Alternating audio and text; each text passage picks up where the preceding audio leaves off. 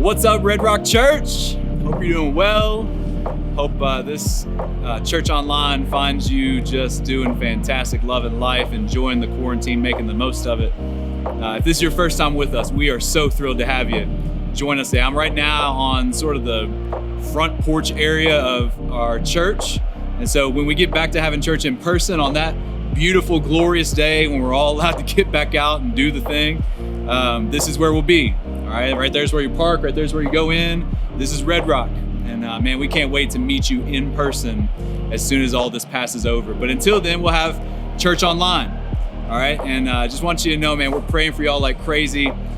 We are so excited for how God's gonna use this. We really believe that God's gonna use this season that we're all quarantined and we're social distancing and all that. We really think God's gonna use this in some really powerful ways. And I know I'm hearing a lot of stories of life change coming through our church right now, of how God is moving and how God is moving in your family and moving in your life right now. So that's just incredible to hear. I love it. We're excited for that day though, when we do get to come back together. Today, we got a special treat for you. All right, I know last week I had a special treat for you. I got another one today. It's like Christmas in April. All right, we have a guest preacher with us today who's gonna be giving a special message to us. His name is Caleb Kaltenbach.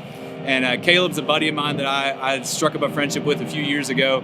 And Caleb is a nationwide speaker. He's an author of a great book called Messy Grace that you're for sure gonna wanna jump on Amazon and buy today.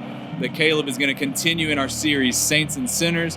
You are gonna love his story. It's such a powerful story of how God has worked in his life. I cannot wait for you to hear it. It is gonna be incredible. So just buckle up and get ready for Caleb, all right?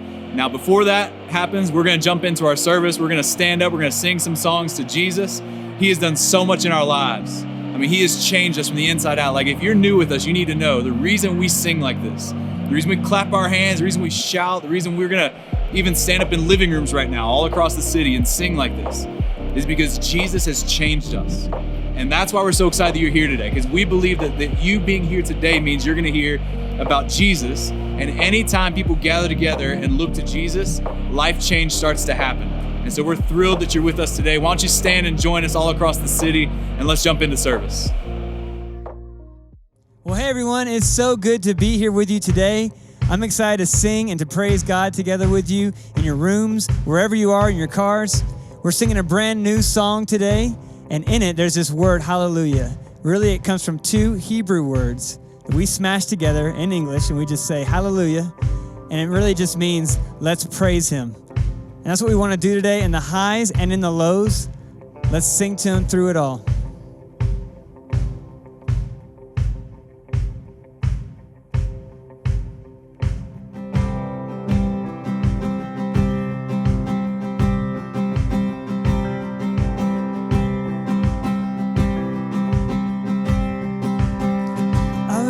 A hallelujah in the presence of my enemies. I'll raise a hallelujah louder than the unbelief. I'll raise a hallelujah. My weapon is a melody. I raise a hallelujah. Heaven comes to fight for me, and I'm gonna sing in the middle of a storm, louder and louder. You're gonna hear my praises roar up from the ashes. Hope will arise. Death is defeated.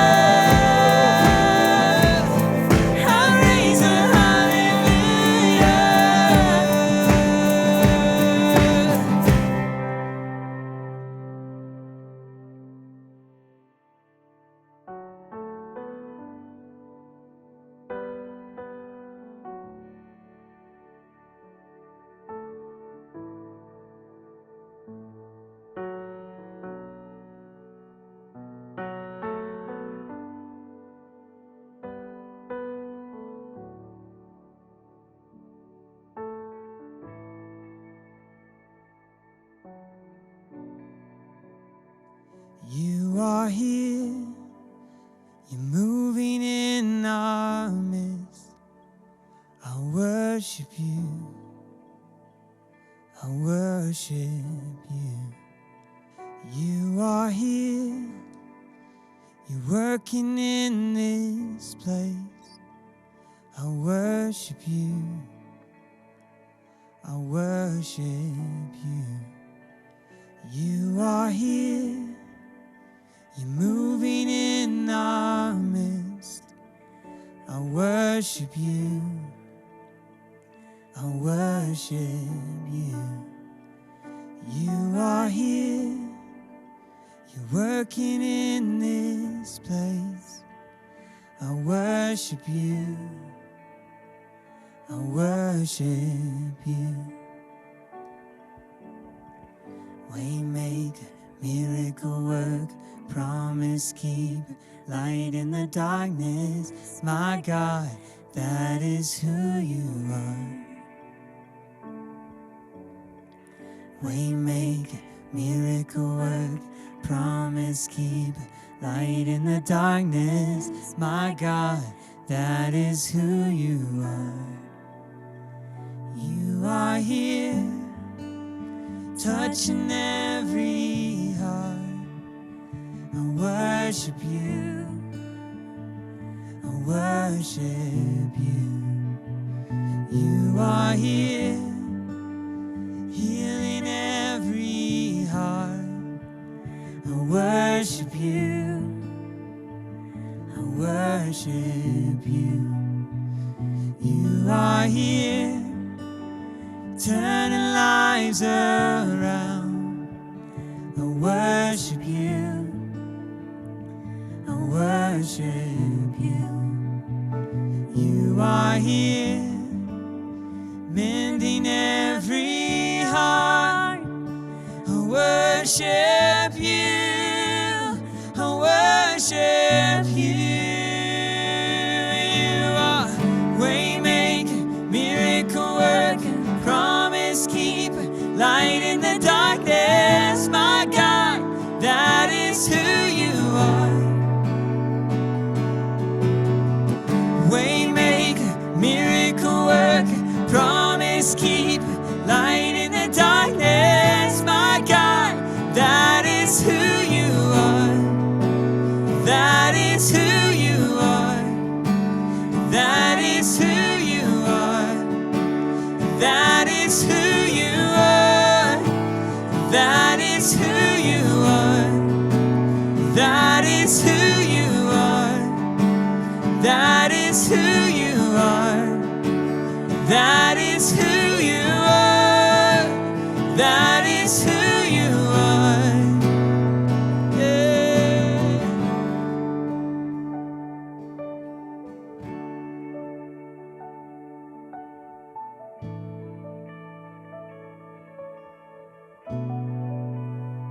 Oh, it's who you are. It's who you are, Lord.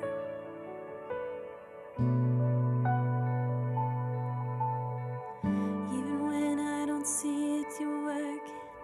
Even when I don't feel it, you're working. You never stop working. You never stop working. Even when I don't see it, you're working. Even when I don't feel it, you're working. You never stop working. You never stop working. Even when I don't see it, you're working. Even when I don't feel it, you're working. You never stop working. You never stop working. Even when I don't see it, you're working. Even when I don't feel it, you're working. You never stop working. You never stop. Waymaker, miracle worker, promise keeper, light in the darkness. My God, that is who you are. Waymaker, miracle worker, promise keeper, light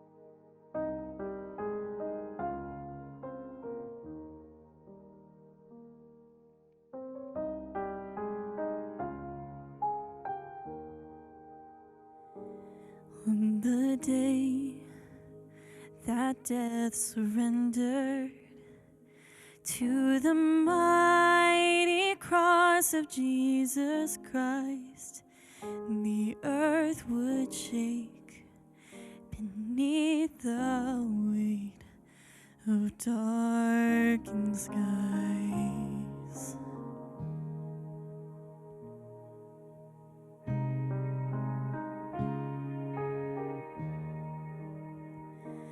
On his brow a crown of sorrow, for a king whose weakness was our strength. No word he spoke, his love was shown for all to see. Oh, the cross of Jesus Christ is the reason I'm alive, for his blood has set me free. He'll never lose its power for me.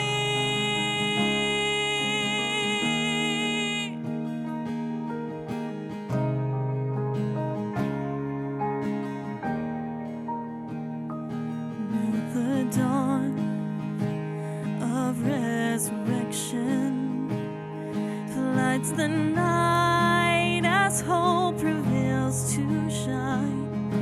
Salvation wakes, our chains to break, and we rise.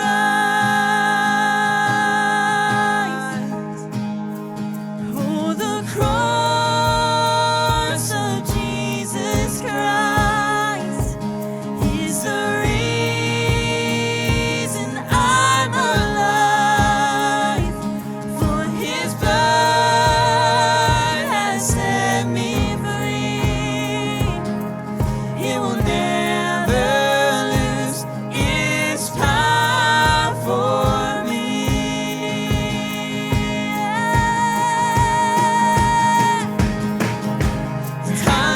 Hallelujah, hallelujah, Christ my victory.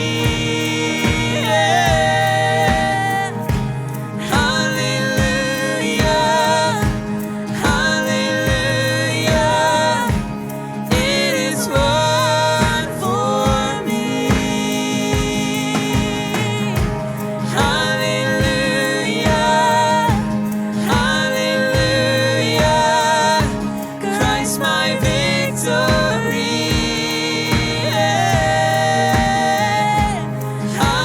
Hallelujah, hallelujah, it is won for me.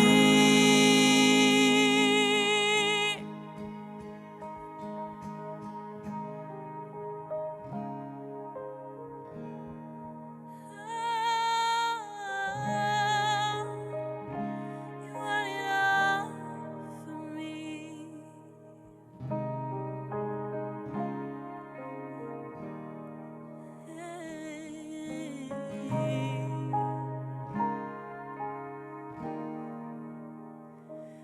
On the day he comes in glory to reveal the fullness of his reign, all hearts will bow before the sound of Jesus' name.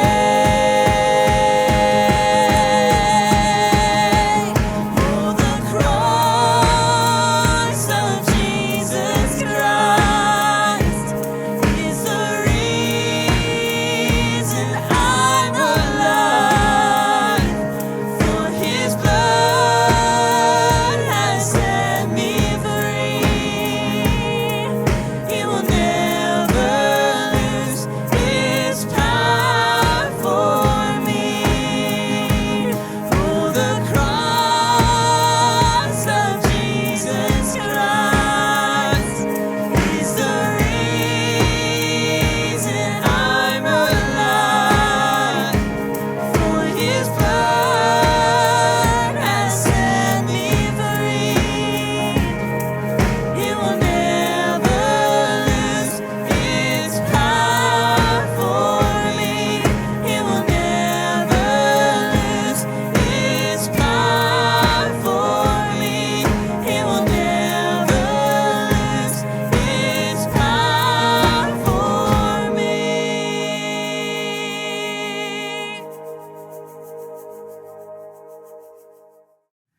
Hey, Red Rock.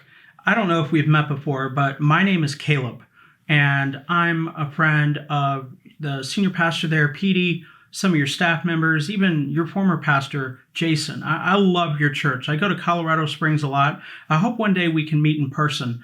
But right now, all of us are kind of in a season of ambiguity and uncertainty. So I'm glad to be joining you virtually today. And I hope that you're excited about what God is doing at Red Rock. Even when we can't see God moving, He's still moving.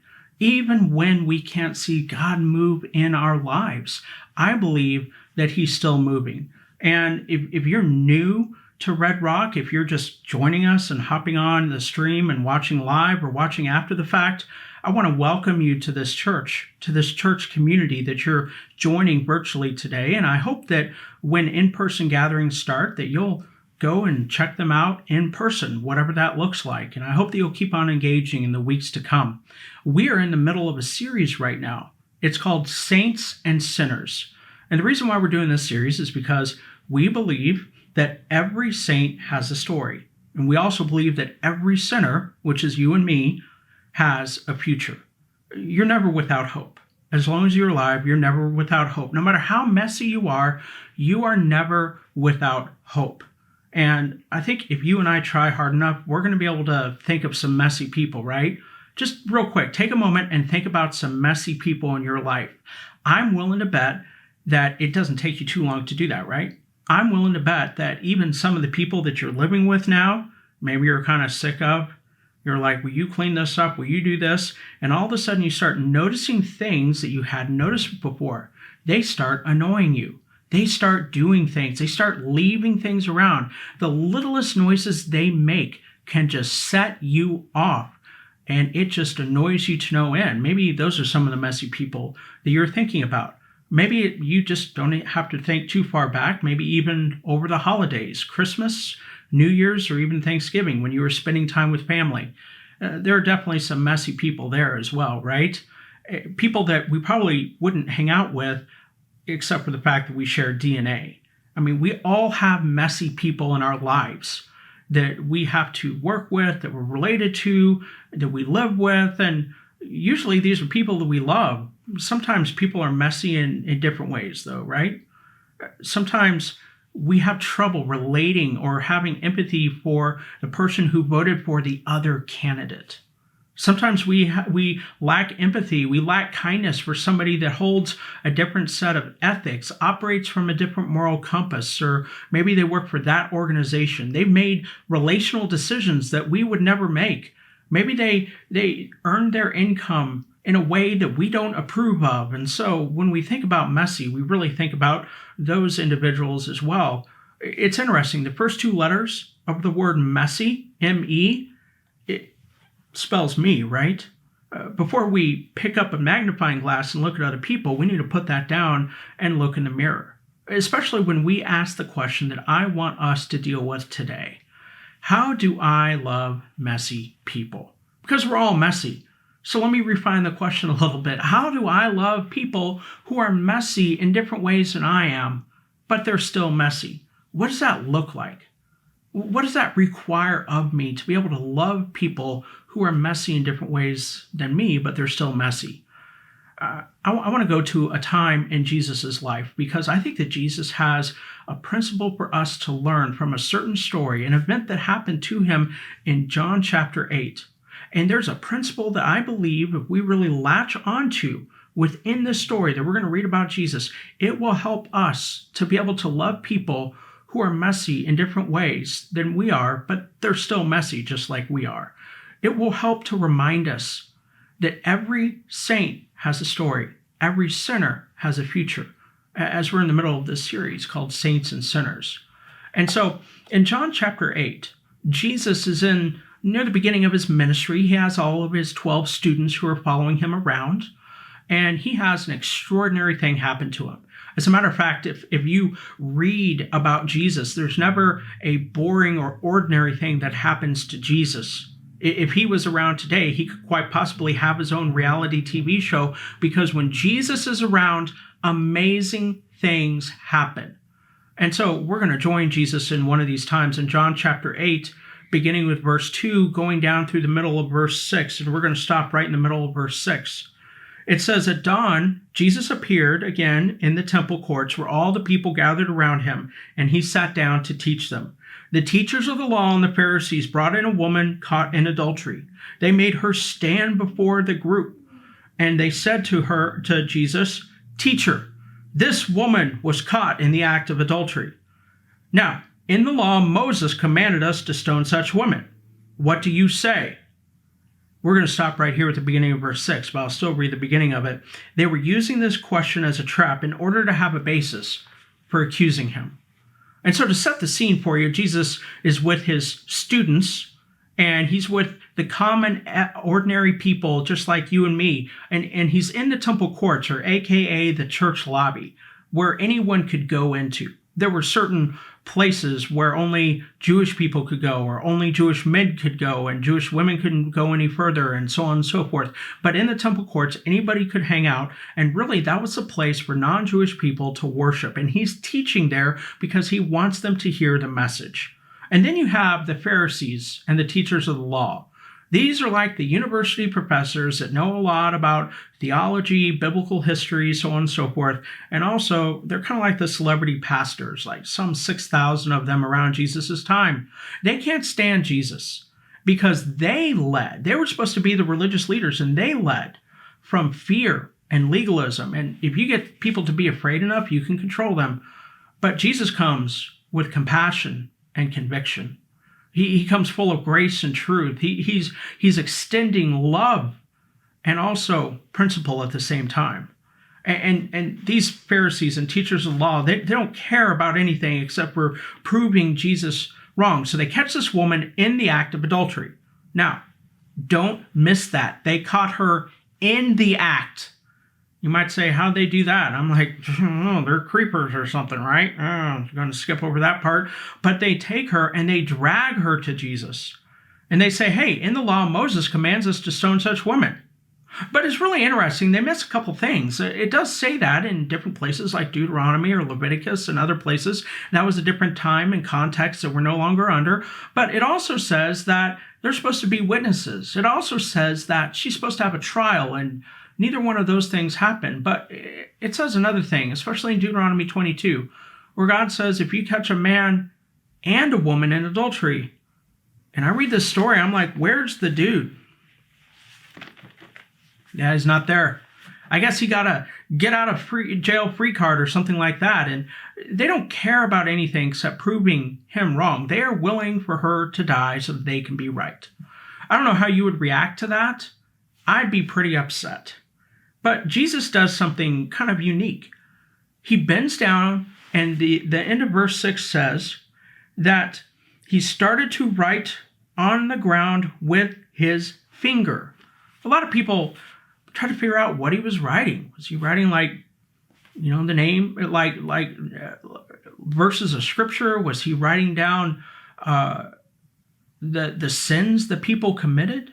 But there's a really interesting verse all the way back in Jeremiah 17:13. I want to read part of the verse to you because I think maybe Jesus had this in mind. Jeremiah 17:13 says that, Lord, you are the hope of Israel, and all who forsake you will be put to shame, and those who turn from you will be written in the dust. Why? Because they have forsaken the Lord, the spring of living water. And if I were a betting person, I would bet that Jesus was writing down the names of the people in the crowd, the names specifically of the Pharisees and the teachers of the law, because they thought they were closer to God because of their how they kept the law. And Jesus says, hey, you're actually further away because you have all this conviction. You have no compassion. You see, for Jesus, it doesn't matter how much you know if you don't have any compassion to show. Like, he could give a rip about your knowledge if you don't have the love to match it, because love is the ultimate application of every theological system or belief that you could imagine. But they don't get it, because do any of us really get it when somebody first holds a mirror up to us? I, for one, can say I don't. And in verse 7, it says that when they kept on questioning Jesus, he straightened up and said to them, let any one of you who's without sin be the first to throw a stone at her. And again, he stooped down, he wrote on the ground. This is brilliant. I mean, it's so brilliant. he knows that they're not going to throw a stone. Because number one, they believed and they knew that they had sin, the Pharisees and the teachers of the law. If they picked up a rock and threw it, they would be guilty of lying. And God thought lying was a big enough deal that out of the 613 commands in the Old Testament, he put in the top 10. Lying's a big deal. It breaks the relationship. It damages the relationship in many cases. But they also knew that God was the only sinless being in existence. They believed that just like I do, just like your pastor Petey does and the leadership of your church, that nobody else is sinless except for God. So if these Pharisees and religious leaders picked up a rock and threw it, they would be guilty of blasphemy, of claiming to be God. And the very rock that they used to throw at her would be used to throw right back at them. Jesus has got style. You got to admit that. But at the same time, let's also take a look at this. Jesus could have thrown a rock at this woman. He's the only one that could have. He also could have thrown a rock at the Pharisees and the teachers of the law, but he gives them the same chance, the same mercy, the same grace that he gives the lady that we're talking about today. That he gives this sinner, but also this saint, letting her know that your story is important. And guess what? You have a future. And I love verse 9. They don't know what to do. It says that those who heard began to go away one at a time, the older ones first, until only Jesus was left with the woman still standing there. And Jesus straightened up and asked her, "Woman, where are they? Has no one condemned you?" "No one, sir," she said. And this is where we need to stop, because we went through this whole passage to get to the very end of verse 11. Okay, everything we went through led up to verse 11. Okay, within the end of verse 11 is the principle that we need to learn how to love people who are messy in different ways than we are, but they're still messy just like us. It's one long sentence in the original language, and this is what Jesus says. Here's the principle. Don't miss this. "Neither do I condemn you. Go now and leave your life of sin." Jesus says, "Neither do I condemn you," which is grace. He says, "But go and leave your life of sin," which is truth. You see, John chapter 1, verses 14 and 17 say that Jesus Christ came full of both grace and truth at the same time.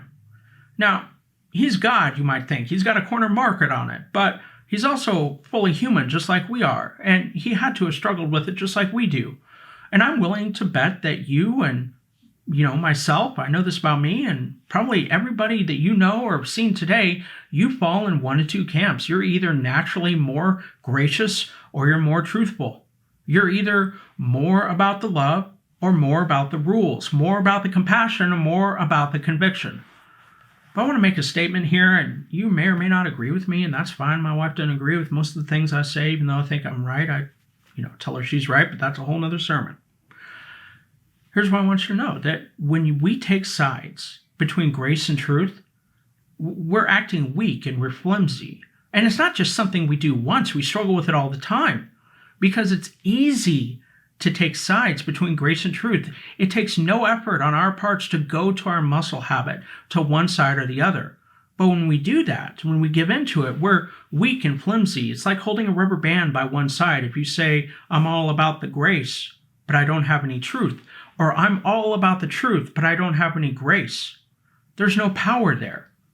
It takes no effort for us. So where do we find the power if it's not in taking sides? Well, notice in John chapter 1, verse 14 and 17, and John 8, verse 11, Jesus never took sides between grace and truth. He stood for both. You see, when I stand and believe in both grace and truth, where does the power lie? The power lies in the tension of the two. And you don't want to run away from this tension. We run away because it's uncomfortable. If it was comfortable, we wouldn't call it tension. We'd call it something else, right? But when we run away from this tension, we're running away from love. You see, I believe that this tension we feel between grace and truth is love. Love is the tension of grace and truth. And that's the principle that I want you to know. That love is the tension of grace and truth. That the uncomfortable feeling between what you believe and the decision somebody else that you love makes, that tension that you feel, is love. And that's right where you want to be. And you feel this tension within yourself when you know what Jesus says, but then you do the opposite. When a family member knows what God says and you know what God says about this or that, and then they make a decision to do the opposite, you feel this tension, and that's why we run away. And by the way, if you don't like embracing tension, like Christianity may not be the religion for you, right? So, I mean, seriously, we got tension all over our faith. We just may not realize it. We believe in one God, but the Trinity. We believe that Jesus is fully God and fully human. That God inspired the Bible, but used messy, imperfect people like you and me to write it. We believe that God knows everything, but allows us to make decisions and holds us responsible for them. We believe that you should love God and love people, that death and evil were defeated at the cross and the resurrection, but death and evil are not yet destroyed. We believe that we live our life, but Jesus lives our life for us.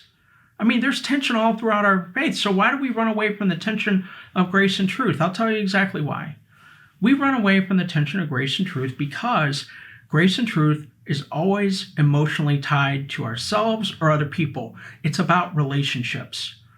And relational pain, emotional pain from relationships, is something that hurts far worse than any kind of physical pain that we could ever have. And so that's why we run. But you see, when we feel that tension, that's a key for us to lean in and hear somebody's story and remind them that they have a future. Or maybe we need to revisit our stories or be reminded that we ourselves have been given a future in Jesus. And we need to believe the truth that he tells us instead of the negative lies that some of the times we can tell ourselves. So who's the person in your life that you need to love? Who's that messy person? Who is that sinner that you need to remind them that they have a future or tell them for the first time? Or that saint that you need to remind them that their story matters, that they have value. For me, that's my mom and my dad.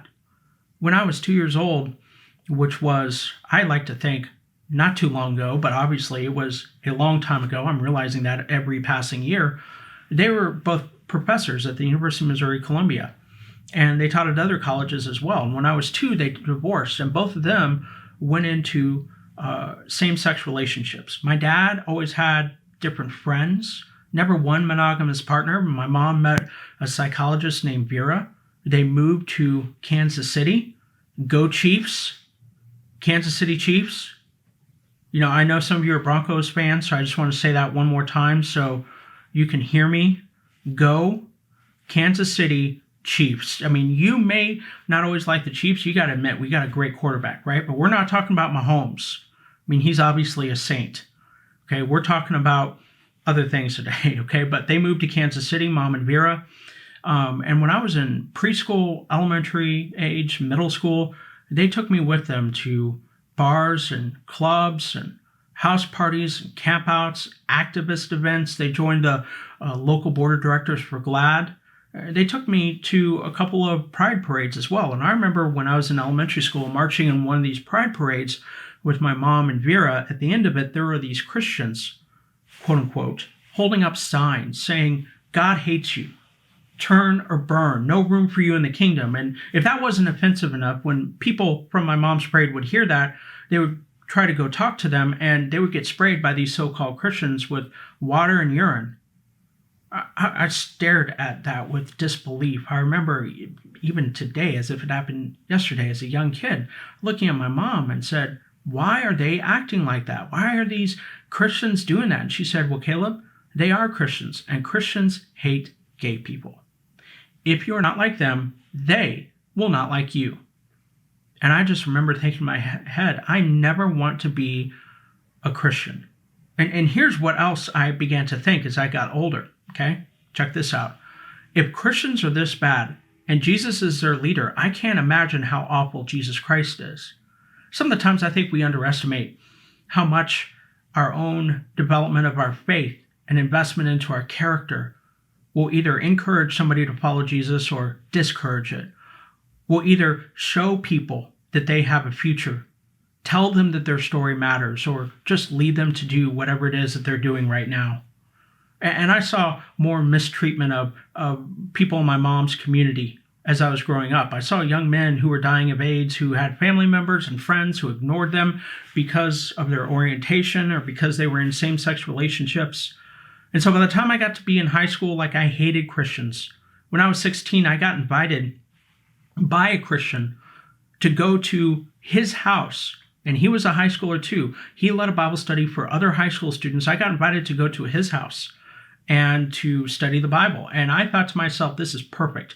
I'm going to go and I'm going to be a pretend Christian, okay? A ninja Christian. And I'm going to learn about their faith and dismantle it. And as you can tell, that worked out like real well, right? Good plan, Caleb. And so I showed up there, and I had never stepped foot in a really big Christian, household before. And I mean, they were definitely Christians. They had all the Christian pictures on the wall, the framed pictures of sheep and lion with Bible verses. And if that describes your house, I'm not making fun of it. I'm just saying, as an unchurched kid, as an unbeliever, I was like, why do these people have framed pictures of sheep and lion and animals they don't own with Bible verses? And then my friend emerged from the basement and said, hey, we've circled up downstairs. Come join us. And then we started walking downstairs to the basement. And I thought to myself, wow, this is a perfect beginning of a horror movie. And we circled up, and everybody was reading out of 1 Corinthians, which I couldn't find. And so I read a verse in 1 Chronicles about some dude getting impaled. Not the same. They looked at me and they said, Caleb, where are you? And I said, well, I'm in the old, in 1 Chronicles here. They said, oh, you're in the Old Testament. And I'm thinking to myself, Old Testament? Is there a new one? Like, is there updated 2.0? Like, I had no clue. But the more that I went back to this study, the more that I realized that the Jesus presented in the pages of Scripture, like the Jesus that we just took a look at in John chapter 8, that he was not like some of the people that proclaim to follow him or claim to follow him on the street corners. He was not like the people that claim to follow him in hospital rooms or people who refuse to go visit their children or their family members and friends. He was not a big protester. He was not somebody like that. He had very, very deep biblical convictions. He also had real expectations about how his followers should live and how they should follow him and treat other people. What we would call within Christianity the pursuit of holiness. But he also had very, very meaningful and personal and authentic relationships with people who were nothing like him. And I love what Pastor Andy Stanley says down at North Point Church. The people who were nothing like Jesus liked Jesus, and he liked them back. And so I knew that I would have to study and figure out, what does the Bible have to say about sexuality? Because I started to believe in Jesus, but I'm like, this is going to be a big deal. What does the Bible say about intimacy, sexuality, so on and so forth? And I came to two conclusions real quick that I still hold today.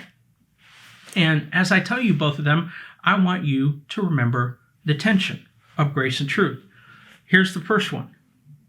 I believe back then, and I still believe today, that God designed sexual intimacy to be expressed in marriage between a man and a woman. But I also believe that a theological conviction is never a catalyst to devalue another human being. Okay? Did you know that you can have correct doctrine but be an absolute heretic in how you carry it out? Okay? What we believe theologically should never lead to us mistreating another person. And then I kind of felt like I wanted to be a pastor, and I woke up one day and I just kind of felt like I was a Christian. I called my friend Greg, and I've been going to his dad's church and going to youth group there on Sunday nights. And I said, Greg, I think I've turned Christian. Like, I felt like I had something on me, like I needed it off. And he's like, well, let's go eat Chinese food and I'll baptize you. So we did. We had Chinese food and he baptized me. And I remember coming home, I was so nervous to tell my dad and then tell my mom and her partner later on. If you can imagine how nervous a LGBTQ student or same-sex attracted teenager feels coming out to their conservative Christian parents, I was a 16-year-old coming out as a Christian who had changed his view on sexuality and wanted to be a pastor. I was coming out that way to my 3 activist gay parents. And for a while, they kicked me out of their house. I stayed with different friends. Eventually, they let me back in. And I went to Bible college in southern Missouri, preached at several different churches there. I remember one church I preached at. there were 50 people in the town. 25 of them were in our church. I preached at this church while I was in college, about 18 months or so. And after 18 months of preaching in this small country church, I was able to get my mom to come with me. It had been years since she had darkened the doorstep of any kind of church. And we walked in, and they treated her okay. But the next Sunday when I showed up, there were two elders waiting for me on the doorstep. My mom didn't accompany me to church that Sunday, but they said, "Caleb, we want to talk to you. If you want to keep preaching here, don't you ever bring somebody like your mom again. We don't like those people." And I said, "Well, I mean, that's funny because I don't like you. I quit, like right now." And in that moment, I decided that I never wanted to be a part of a church that kept people out. It's okay to disagree, okay? Because real love is not built on agreement. Real love is built on acceptance, and acceptance implies disagreement. It's okay to disagree on things. It's never okay to try to keep people out, because every sinner has a future, and every saint has a story. Unfortunately, eventually my mom's partner died of cancer, and unless a miracle happened, she died without Jesus. And eventually I moved to Los Angeles, got married to my wife, Amy. She is a muy caliente Latina. And she goes to the gym during non-COVID-19 days, like once a day when we're not experiencing the coronavirus. She has like a six-pack. I think you can tell. I watch a lot of Netflix, eat a lot of donuts, and I'm happy with that. Okay, but we eventually moved to Texas, where I was preaching back in 2010. I was there until the summer of 2013 when we moved back to Southern California. And when I moved down to Texas, my parents, separately of one another, my mom and dad, moved down there to be closer to our family. They started attending the church I was preaching at, even though they knew what I believed. Okay?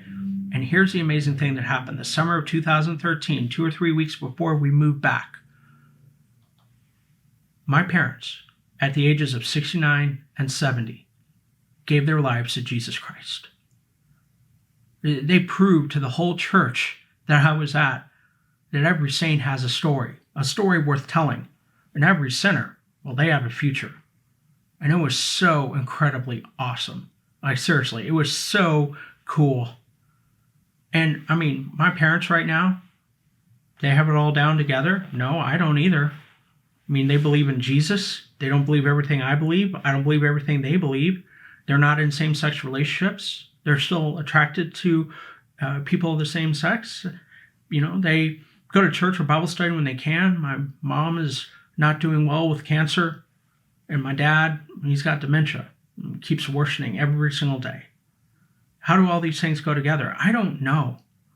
I just know that when we choose to live in the tension, when we choose to accept people, even though we may not agree with them, to love them no matter what, when we choose to live in this tension and not try to figure it out, not try to balance it, not go to one side or the other, I just know that we are living out messy grace.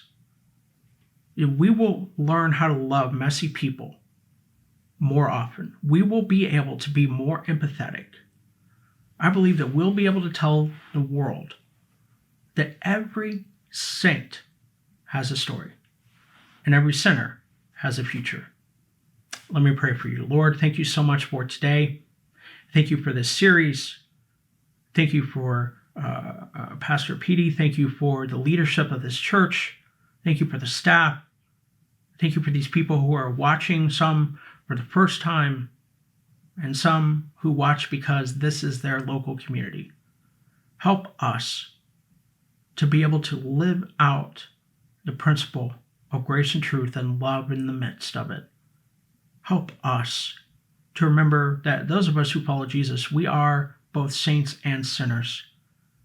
And help us to lovingly share the message of Jesus Christ, even during this season of ambiguity, this messy, messy season. Well, what a powerful message that Caleb just shared with us. Man, I'm so thankful for how God has worked in his life and for Caleb investing into the life of our church like that. Let's take that message and let's apply it. All right, there's gonna be some discussion questions that pop up on the screen at the end of this. Let's take those discussion questions. Let's talk them over with our spouse, talk them over with our friends. Maybe hop on Zoom with your group and really let that message dig deep into your heart. Really ask God, what are you saying to me?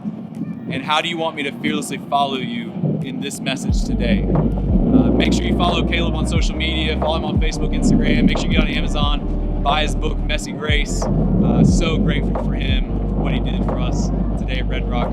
Hey, remember, if you have any questions about anything you heard today, if you need to pray with somebody, if you want to make a life-changing decision, or you just want somebody to talk to, head over to the info bar. All right, info bar can be found on our website, redrockchurch.org. Click the info bar link. There's someone waiting there to talk with you face-to-face over Zoom and help you with whatever you got going on today. Make sure you follow us on social media this week. Stay connected to us, and then be back here next week. Bring a friend. We got more surprises in store for you. I'm telling you, it's like Christmas in spring, Christmas in summer, whatever season this is. Y'all in this weird Colorado weather. But love you guys so much. We'll see you next Sunday. Peace.